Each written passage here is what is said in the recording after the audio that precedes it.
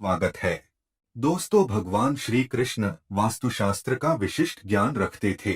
उन्होंने समय समय पर धर्मराज युधिष्ठिर को वास्तुशास्त्र का ज्ञान दिया। यह ज्ञान समस्त मानव जाति के लिए अत्यंत महत्वपूर्ण और कल्याणकारी है। श्री कृष्ण ने 5 ऐसे पेड़ पौधों के बारे में बताया है जिनका भवन की सीमा में होना दुख एवं दरिद्रता लेकर आता है। ये वृक्ष घर के सामने होने से उस घर में निवास करने वाले लोगों की कभी उन्नति नहीं होती है। उन्हें हमेशा पराजय और निराशा का ही सामना करना पड़ता है। दोस्तों, वास्तुशास्त्र के अनुसार वृक्ष तथा पौधे हमारे भवन की सुंदरता को बढ़ाते अवश्य है, साथ ही ये वातावरण को शुद्ध रखते हैं। वृक्षों से सकारात्मक ऊर्जा का संचार होता है, जो हमारे जीवन के लिए अत्यंत आवश्यक होती है। वृक्ष नकारात्मकता को कम करके वातावरण को अधिक सकारात्मक बनाने का कार्य करते हैं। घर के सामने शुभ पेड़ पौधे लगाने से घर में बरकत आती है। साथ ही ये पेड़ पौधे कई प्रकार के वास्तु दोषों को नष्ट करते हैं। घर के आंगन में खड़े वृक्ष देवताओं के समान हमारे घर की रक्षा करते हैं। इसीलिए हमारे पुराणों और शास्त्रों में भवन की सीमा में कुछ शुभ वृक्षों का रोपण करने की सलाह दी गई है। आज हम जानेंगे हमारे घर की सीमा में कौन से वृक्ष तथा पौधे होने चाहिए और कौन से वृक्ष नहीं होने चाहिए। जैसे कुछ वृक्षों को शास्त्रों में शुभ बताया गया है, उसी प्रकार से वास्तुशास्त्र में अशुभ वृक्षों तथा पौधों का वर्णन मिलता है। इन वृक्षों का घर की सीमा में होना अशुभ और अमंगलकारी होता है। ये वृक्ष घर के सामने होने से दुख तथा दरिद्रता का ही सामना करना पड़ता है। इन वृक्षों के सानिध्य में रहने पर धन का नाश होता है, शत्रुओं में वृद्धि होती है, मनुष्य अपना मान सम्मान तक खो देता है। इसीलिए यदि आपने भी जाने अनजाने में अपने घर के आंगन में अथवा घर के अंदर ऐसे वृक्ष तथा पौधे लगाए हैं, तो बिना देरी किए उन्हें तुरंत हटा देना चाहिए। सबसे पहली बात है, घर के मुख्य द्वार को हमेशा ही लताओं से, फूलों और पौधे से सजाकर रखना चाहिए। मुख्य द्वार जितना सुंदर और सुशोभित होगा, उस घर में उतनी ही अधिक सुख शांति बनी रहेगी। किंतु ध्यान रहे, मुख्य द्वार पर किसी भी वृक्ष की छाया नहीं पड़नी चाहिए। इससे छाया वेध निर्माण होता है और परिवार में समस्याएं उत्पन्न होने लगती हैं। दूसरी बात है, भवन के आग्नेय कोण में और नैऋत्य कोण में किसी भी प्रकार के वृक्षों को लगाना शुभ माना नहीं जाता।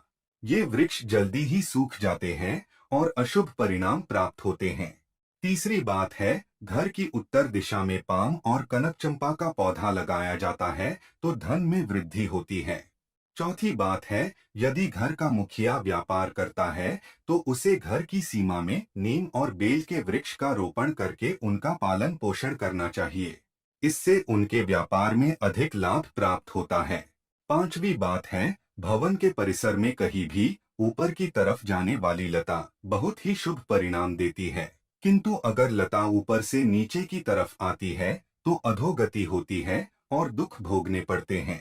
यदि इस स्थान पर कोई मनी प्लांट लगा हुआ हो तो और भी अधिक शुभ फल मिलते हैं। छठी बात है, केले का पेड़ भवन के लिए बहुत ही अधिक शुभ माना जाता है, लेकिन इसे घर के पीछे लगाना चाहिए। यदि इसे घर के सामने लगाना हो तो तुलसी के पौधे के पास लगा सकते हैं।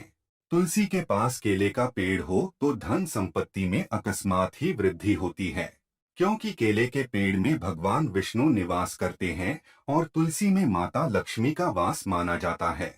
आइए अब जानते हैं कौन से पेड़ पौधे घर में लगाना अशुभ होता है। सबसे पहले बात कर लेते हैं कांटेदार पौधों की। दोस्तों, आपको घर में कभी भी कांटेदार पौधे नहीं लगाने चाहिए, क्योंकि कांटेदार पौधे हमारे वास्तु को प्रभावित तो करते ही है, साथ ही इस तरह के पौधे घर के छोटे बच्चों को भी नुकसान पहुंचा सकते हैं। इसलिए घर में कांटेदार पौधे लगाने से हमेशा बचे रहें, क्योंकि इनके कांटे नकारात्मक ऊर्जा उत्पन्न करते हैं। लेकिन फिर भी गुलाब जैसे कांटेदार पौधे लगाए जा सकते हैं, परंतु गुलाब के पौधे को घर की छत पर ही रखें तो बेहतर रहेगा। इसी के साथ अगर धार्मिक दृष्टि से भी देखा जाए तो भी कांटेदार पौधों को घर में लगाने से परिवार में लड़ाई झगड़े बढ़ जाते हैं, और इतना ही नहीं, इससे घर का वातावरण भी खराब होने लगता है। दोस्तों, दूसरे तरह के पौधे हैं दूध वाले पौधे। जी हाँ, अपने घर में कभी भी आपको ऐसे पौधे नहीं लगाने चाहिए जिनको काटने या तोड़ने पर दूध निकलता हो, क्योंकि इनमें से जो दूध निकलता है वह हमारे स्वास्थ्य के लिए ठीक नहीं होता है। अगर गलती से कोई बच्चा या बड़ा इन पौधों के दूध का सेवन कर ले तो यह हमारे शरीर के अंदर विष पैदा कर सकता है। इसलिए इस दुष्प्रभाव से बचने के लिए हमें ऐसे पौधों से दूर रहना चाहिए।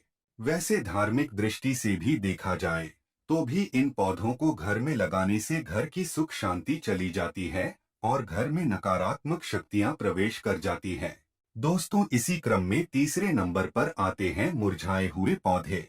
दोस्तों, आपने देखा होगा कई बार हमारे घर के गमलों में लगे हुए पौधे सूख या मुरझा जाते हैं।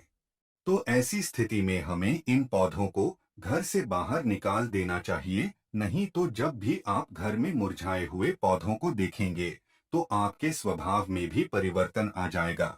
इसलिए घर में कभी भी सूखे हुए पौधे ना रखें, उन्हें तुरंत बाहर निकाल दें।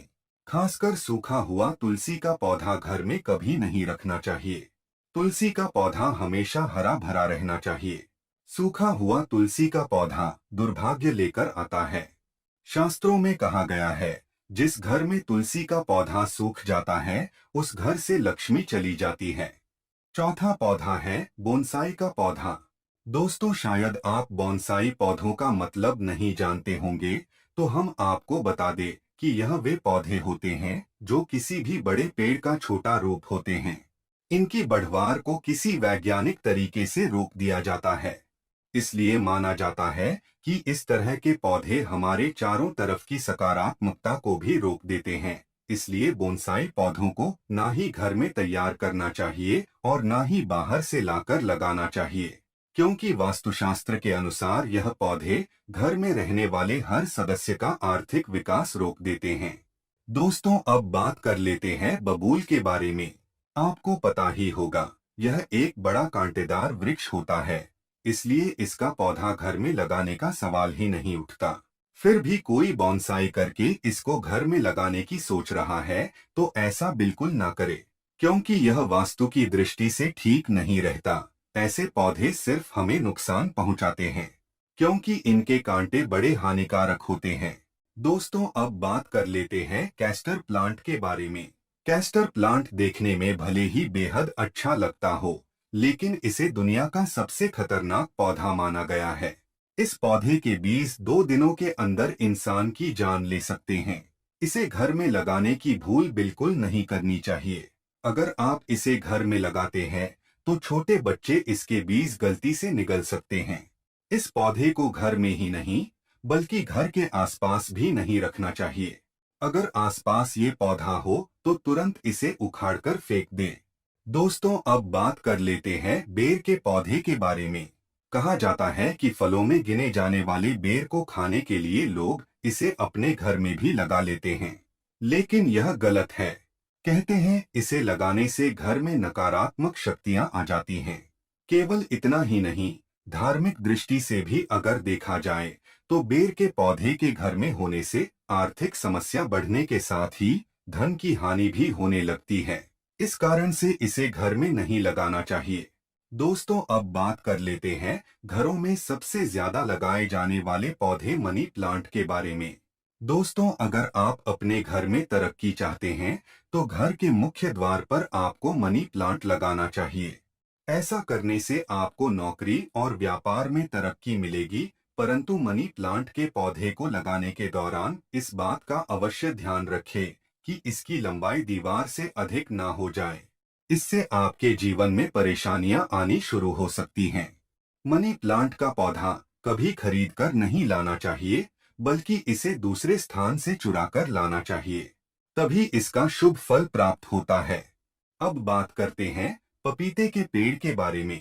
वास्तुशास्त्र के अनुसार घर में कभी भी पपीते का पेड़ नहीं लगाना चाहिए। यह पेड़ घर के लिए बहुत ही अशुभ होता है। अगर यह पौधा अपने आप उग जाए तो इसे तुरंत उखाड़ना चाहिए। जब फल खत्म हो जाए तो उसके बाद इसे उखाड़कर फेंकना चाहिए। अगर पीपल का वृक्ष भवन की पूर्व दिशा में होता है तो घर में निर्धनता व्याप्त हो सकती है। वटवृक्ष घर की पश्चिम दिशा में हो तो घर में शोक का काल चिरकाल तक रहता है। दक्षिण दिशा में तुलसी का पौधा हो तो संतान को पीड़ा सहन करनी पड़ती है। किसी भी मृत वृक्ष की छाया घर पर पड़ती है तो यह मृत्यु सूचक होता है। मृत वृक्ष को तुरंत उखाड़ देना चाहिए। तो दोस्तों, इस प्रकार से वास्तुशास्त्र में घर में लगाए जाने वाले पेड़ पौधों के बारे में महत्वपूर्ण जानकारी दी गई है।